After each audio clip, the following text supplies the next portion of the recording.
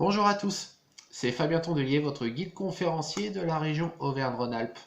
Alors pour cette vidéo d'inauguration, je vous propose de découvrir un personnage historique, François de Beaumont, baron des Adrets. Nous sommes alors en 1562, en pleine époque de guerre de religion entre catholiques et protestants, guerre qui va trouver ses racines dans le développement des idées intellectuelles de la Renaissance, idées qui vont concerner aussi la religion depuis les écrits de Martin Luther et ceux de Jean Calvin.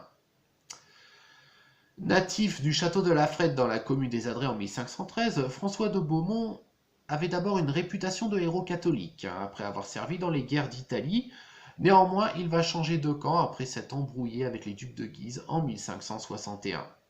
En 1562, il prendra le titre de lieutenant général du Dauphiné et dès lors va entamer un règne de terreur. C'était en quelque sorte un petit peu le Attila le Hun de l'époque.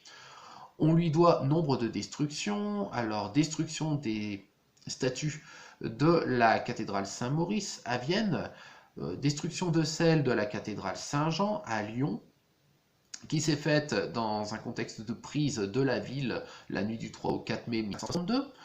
On doit d'ailleurs le nom de rue de la Brèche à la Brèche qui avait été réalisée dans le grand cloître Saint-Jean, aujourd'hui donc place Saint-Jean, afin de pouvoir justement pénétrer la ville.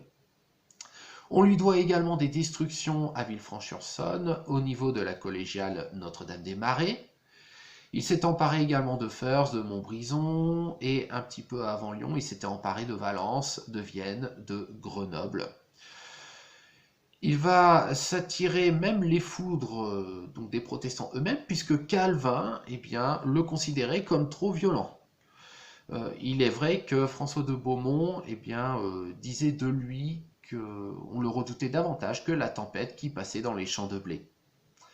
Il va tellement susciter la terreur, y compris parmi les protestants, qu'il va perdre son titre de lieutenant général, remplacé par Soubise. Et un peu plus tard, ce sera le titre de gouverneur qui lui sera retiré donc par le prince de Condé. Alors finalement, il va terminer ses jours en 1587 dans son château natal de La Frette.